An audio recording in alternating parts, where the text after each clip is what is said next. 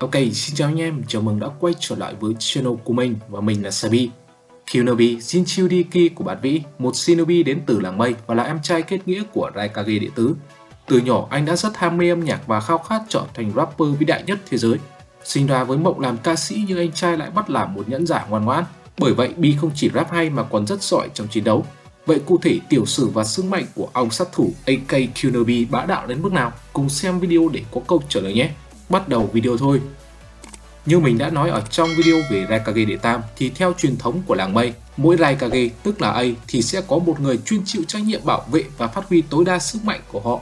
Thường sẽ là những người anh em ruột thịt của nhau, nhưng nếu người kế nhiệm chỉ là con một thì ban lãnh đạo làng mây sẽ phải chịu trách nhiệm tuyển chọn một người phù hợp.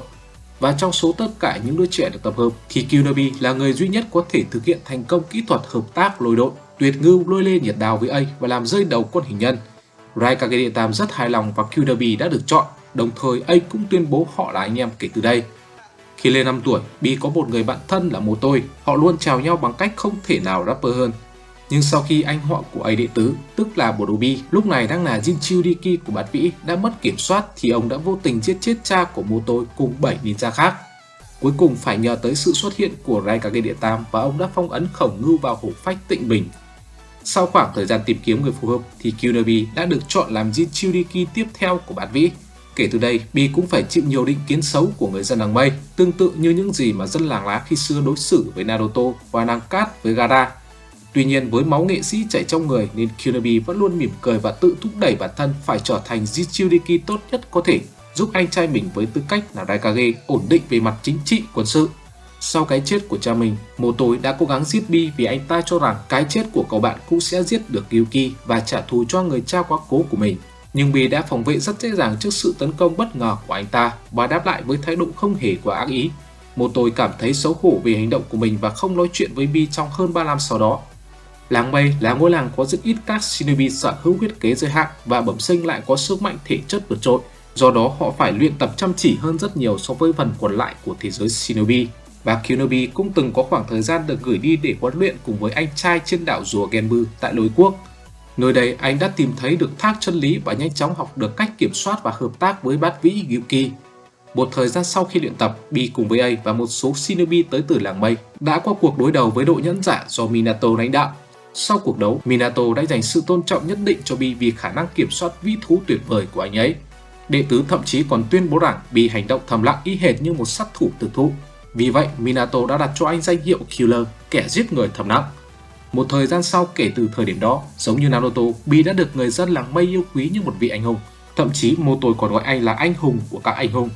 Khi A trở thành Raikage, anh đã cấm Bi biến đổi hoàn toàn thành Bát Vĩ và hạn chế cậu em trai rời khỏi ngôi làng, vì lo sợ rằng các thế lực thù địch sẽ để ý tới Gyuki và giết chết em trai của mình. Từ đó mộng chạy sâu của Kyunobi cũng bị dập tắt. Khi Bi nghe ngóng được thông tin làng lá và làng cát đang có kế hoạch cùng nhau tổ chức kỳ thi Chunin, thì anh coi đây là cơ hội rất tốt để trình diễn các bài rap đỉnh cao của mình cho những thí sinh tham dự, tiến gần hơn đến danh hiệu ngôi sao nhạc rap. Tuy nhiên, A đệ tứ đã đoán trước được hành động của Killer và yêu cầu Daddy cùng C ngăn cản. Bởi vậy, anh vẫn mãi chỉ hoạt động trong thế giới rap hip hop underground. Với vai trò là một người đồng đội thân cận của Raikage đệ tứ, đồng thời mang trách nhiệm giám hộ và bảo vệ làng mây, nên từ lâu Kyunobi đã thành thạo sức mạnh độc nhất vô nhị của mình, một tài năng thiên bẩm về kiếm thuật. Không chỉ vậy, anh còn là một trong số ít người có thể hoàn toàn kiểm soát một con vĩ thú và sở hữu sức mạnh tuyệt đối của nó. Anh nhanh chóng trở thành một shinobi cực kỳ mạnh mẽ, có thể một tay áp đảo toàn bộ đội Taka, bao gồm Zuko, Karin, Suigetsu và Uchiha Sasuke. Khi còn nhỏ, Kyunobi thường được kết hợp một đội với A và đa số các nhiệm vụ là tự bản thân Bi hoàn thành. Từ đó A phải thừa nhận em trai của mình tài năng hơn ông. Và đến ngay cả Minato cũng nhận xét Bi là một ninja có sức mạnh tuyệt vời chứ không chỉ đơn giản là một Jinchuriki. Bi có thể chống lại Hoshigaki Kisame của Akatsuki và sau đó là hai con vĩ thú trong thời điểm tại cuộc đại chiến nhẫn giả lần thứ tư. Bởi vì anh có mối quan hệ rất thân thiết với Gyuki nên nó có thể hỗ trợ Bi bằng cách xáo trộn chakra để phá giải ảo thuật hoặc cung cấp cho Bi lượng chakra dồi dào của mình nhằm phục vụ giúp anh trong chiến đấu. Mối quan hệ giữa Killer và Bát Vĩ giống như hai người đồng đội hoàn hảo hơn là quyền kiểm soát thống trị. Kyunobi có thể dễ dàng tiến vào chế độ biến đổi hình thái Jinchuriki phiên bản 1 và 2 với tất cả 8 đuôi.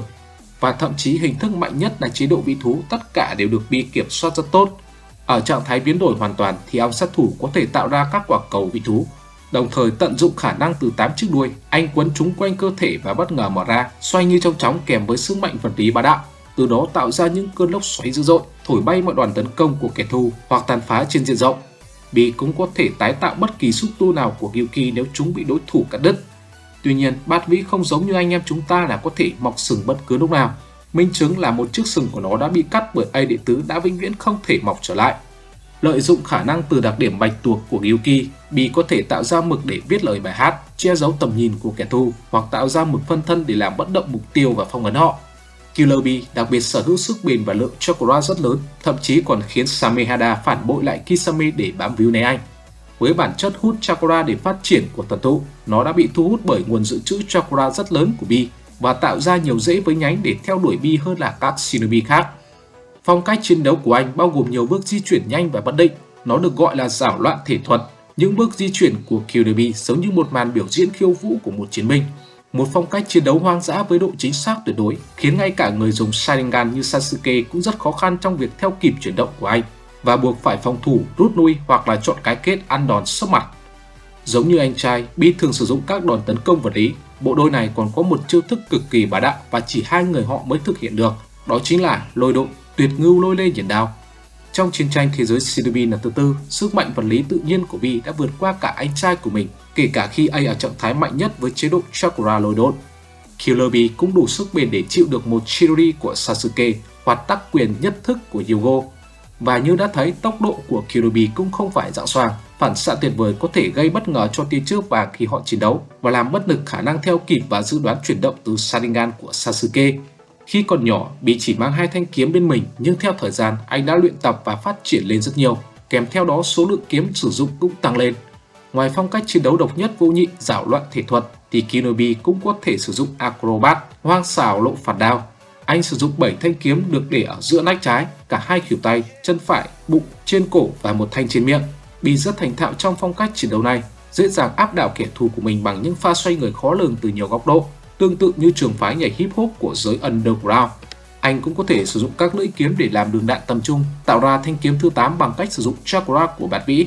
Và sau khi có được Samehada để làm vũ khí chính, Bee đã tích hợp nó vào phong cách chiến đấu của mình bằng cách sử dụng khả năng hút chakra của thanh kiếm. Bee cũng có thể phối hợp các đòn tấn công với Samehada và sử dụng nó để cất giữ các thanh kiếm của mình khi không sử dụng. Bee có khả năng sử dụng 4 loại biến đổi bản chất chakra, bao gồm 3 dạng cơ bản là lôi, hỏa, thủy độn cùng một loại đặc biệt là dương độn. Anh thường tích hợp chakra từ lôi độn vào các lưỡi kiếm của mình để gia tăng sức mạnh và lực cắt của chúng.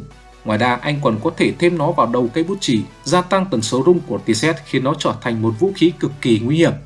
Mặc dù hay tỏ ra vui tươi và có phần hơi ngáo đá, nhưng Killer Bee lại sở hữu trí thông minh sắc bén, nhanh chóng chuyển đổi vị trí vào một trong những xúc tu của Gyuki để trốn thoát khỏi hắc họa của Sasuke.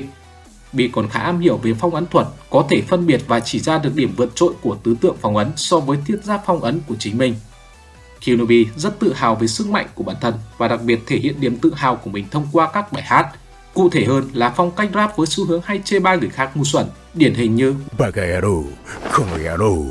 khi giới thiệu bản thân hoặc nói chuyện với người khác, anh còn sử dụng các ngôn từ giao tiếp để tạo nên một lyric chất lượng. Kết hợp flow mượt mà trên nền nhạc beat không âm lượng đã làm nên sự đặc trưng và thú vị cho Killer Bee. Bất cứ ai chê các bản nhạc rap của anh thì sẽ không nhận được lại một jetpack từ anh ấy. Còn các bạn thì sao, có thích các bản nhạc rap của Killer Bee không? Nếu thích thì để lại một bình luận cộng một respect cho Bee AK ong sát thủ nhé. Giống như phong cách chiến đấu của mình, Killer Bee hành động rất hoang dã, thường không làm việc với các chiến lược và kế hoạch đã được lên sẵn. Khi còn nhỏ và hợp tác với A, thường thì anh sẽ hoàn thành các nhiệm vụ được giao lúc nào mà A còn không hề hay biết. Và A đệ tứ là người duy nhất mà Bee luôn lắng nghe, anh có thể giữ em trai mình trong tầm kiểm soát. Theo mô tôi, lý do đằng sau việc Bee trở thành Jinchuriki là vì lợi ích của anh trai. Ngay cả việc khi trở thành Jinchuriki sẽ bị dân làng xa lánh, anh vẫn chấp nhận, không phàn nàn hay chê trách, đổi lại luôn mang thái độ vui vẻ và sự quyết tâm đáng kinh ngạc mặc dù lúc đó còn rất nhỏ tuổi. Killer Bee có xu hướng hòa bình và hành hiệp trượng nghĩa, không ngần ngại lao vào nguy hiểm để cứu đồng đội. Anh ưu tiên sự an toàn của bậc thầy Kahat Sabu và các con thú cưng Ponta hơn là việc đối đầu với Kisame. Killer Bee đặc biệt hoàn toàn không bị ảnh hưởng bởi thuật quyến rũ của Naruto. Lý do đằng sau thì thật sự khiến anh em phải bổ ngửa. Bee đặc biệt có gu mạn hơn các cô em của thuật bởi Naruto. Anh thường thích các phụ nữ có tuổi chẳng hạn như Tsunade hay Yugito. Trên đây là tất cả thông tin về rapper QNB aka Ong Sát Thủ. Thấy thích video thì nhớ like và đăng ký kênh để ủng hộ team của tụi mình nha. Nhấn chuông thông báo để xem video mới được sớm nhất nhé. Còn bây giờ thì xin chào và hẹn gặp lại anh em trong video tiếp theo. Bye bye!